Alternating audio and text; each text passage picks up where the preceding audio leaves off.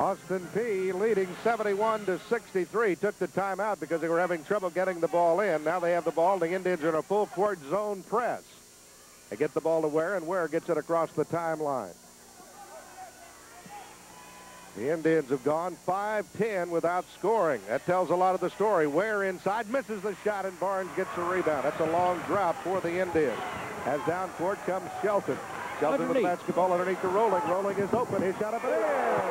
Terrell Rolling breaks the field goal drought, and we have a 6-point ball game, 71-65.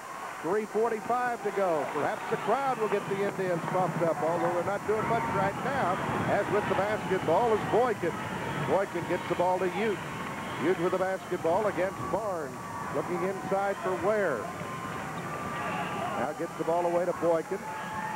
The Governors have done a good job of handling the basketball inside to Ware. His shot blocked by Wooford, but Wooford gets the foul. His fourth. I tell you, Tony Wooford's going to get a good night's sleep tonight. He's worked hard out there. He's doing a good job, too. Now Guns comes into the Southeast lineup, replacing Lake as the Indians get a smaller, quicker lineup in the ball game. You've got to have outstanding quickness, which Wooford has, in order to keep the ball away from somebody inside like that, especially somebody like... They say that's 5 on Wooford. I don't have him with 5, but... Well, that will hurt, because they don't have anybody else that's going to be able to cover inside the way that Wooford has on Ware. Now Brooks comes in replacing Wooford. So Brooks and Wooford goes to the sideline with 3:23 remaining, joining Delks, who fouled out with 4:53 remaining. And at the free throw line, Ware. If you wanted somebody to line, that's who you'd want at the line. Let's see what he does. Yeah, he gets 2 free throws. It always backfires, though. You know, you foul the guy that shoots 30% in the line, and he goes up, steps up, and hits 2. Well, he nailed that one. So after missing his first 3 tonight, he's hit 4 in a row, and he has 15 points. 11 of the 15 coming in the second half. 72-65. Austin Peay make it 73-65 as Ware hits another pressure free throw. Well, the money players come to play at the right time, and Ware's doing it down the stretch. Guns for the Indians, who trail by 8 with still a lot of time left. 3:14. Gets the ball to Rolling. Rolling looking for Barnes. Comes to Guns. Guns to Brooks. Brooks away to Shelton. He's open from 3. Got it. Curtis Shelton nails his first 3-pointer, and it's a 5-point game. 73-68. Zone press doesn't bother the Governors, although now a trap and a steal. Guns has it. Guns gets the ball to Rolling. Rolling to the hoop. Got it, and he's fouled. Rolling has a chance for a 3-point play as Rolling gets the shot down. As the Indians are coming back. Let's take another look at it, George. There's nothing like playing at home. Guns with the pass to Rolling. Rolling knows what he's going to do all the way. He's going straight to the hoop. Fired it up. Beautiful play. So Rolling gets the basket, and this is a basketball game. And fouling out of the game is Boykin. So that's double jeopardy on the part of the Governors, because he's been the man hounding Shelton out front. Now Boykin goes to the bench with 2:47 remaining. Southeast is back within 3.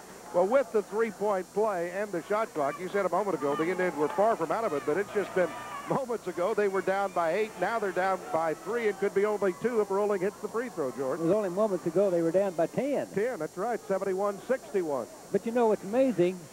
It's amazing that Barnes can be as quiet as he is, and here the comeback is being made by Southeast. It's just amazing. Well, this has happened before as Hine comes in. I hate to see Hines come in, don't you? Yeah, he's done a good job for him. He's a strong, muscular-looking player out of Edwardsville, Illinois, 6'1" freshman. He replaces Boykin, who's fouled out, but Rolling at the free throw line looking for his 11th point. Well, he's a senior playing in his first OVC game. And the free throw, got it. It's a 2-point ball game, 73-71. The Indians back here, the steal. Rolling with a steal. Shot up, no good. Rebound brought down by Murphy. Well, the Indians didn't get a real good shot, but they got the basketball. Now the Govs have it, leading by 2 with 2:33 to go, and the crowd is alive. Herman now drives, shoots, and scores. Herman puts his club up by 4. Herman with 28, 75-71. Austin Peay by 4. Indians with the basketball. Shelton with it in trouble. Gets the ball to Barnes. His shot blocked by Ware.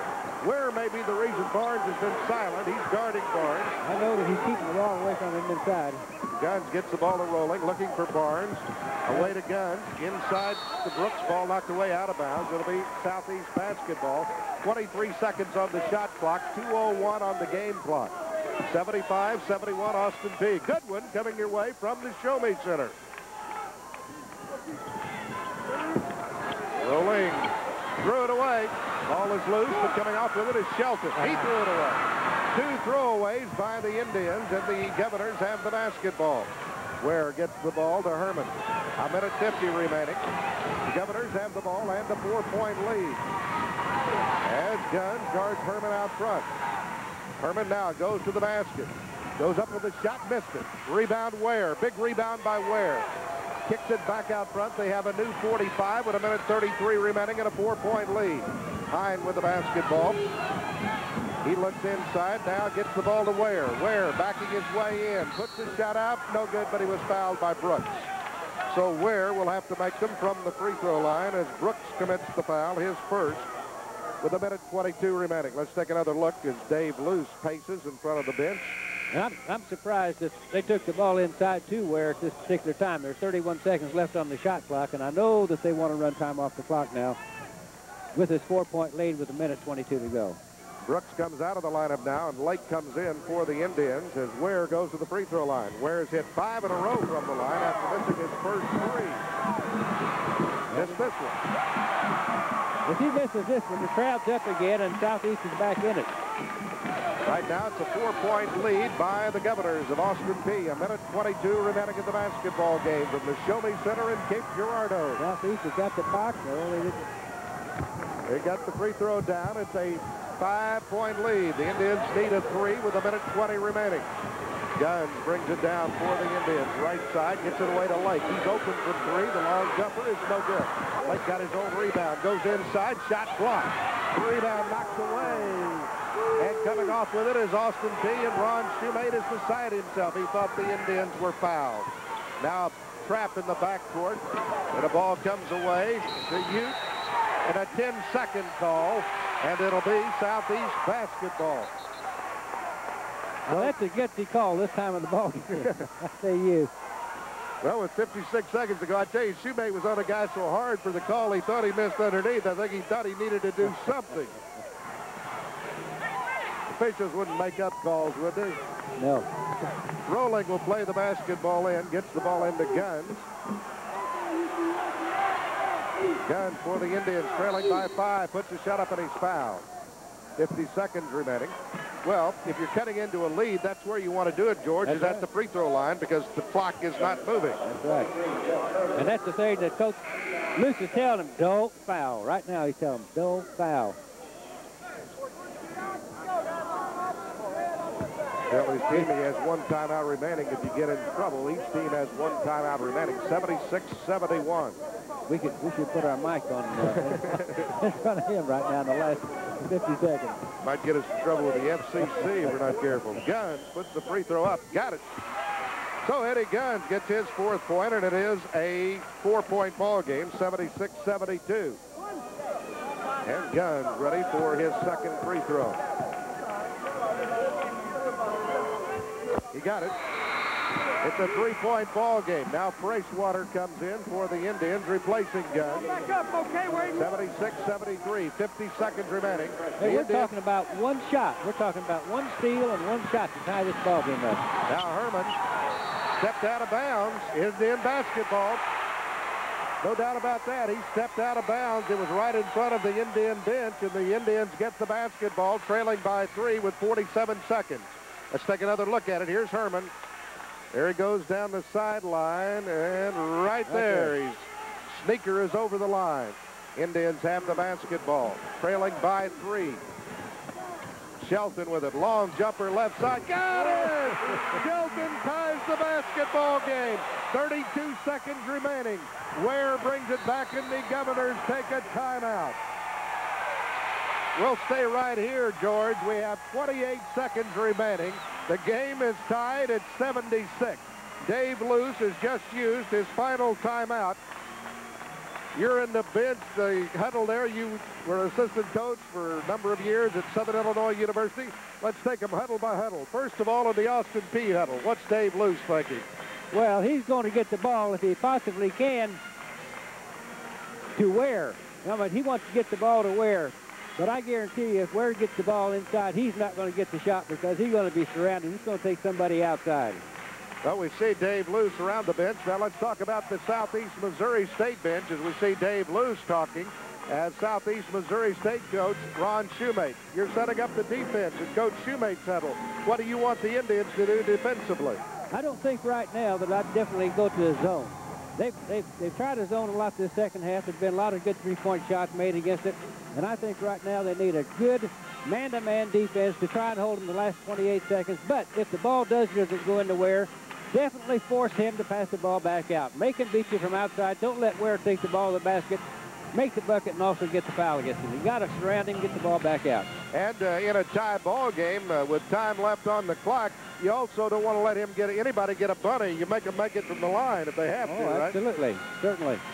Well, Wednesday night at 7, KBSI kicks off the SEC season as last year's SEC tournament champion. Alabama welcomes SEC newcomer Arkansas to the conference. The Tide hosts the Hogs Wednesday at 7 on KBSI. If it's as good as this one, you'll get your money's worth. Don't forget, the Indians at Murray State will be televised on January 13th down at Racer Arena. That's a long time from now. We're tied at 76. Both teams with 14 turnovers. The Governors with the basketball. They get the ball into Dupree. Dupree gets the ball away to Ware. Ware guarded by Terrell Rowling. Letting clock run down. 20 seconds.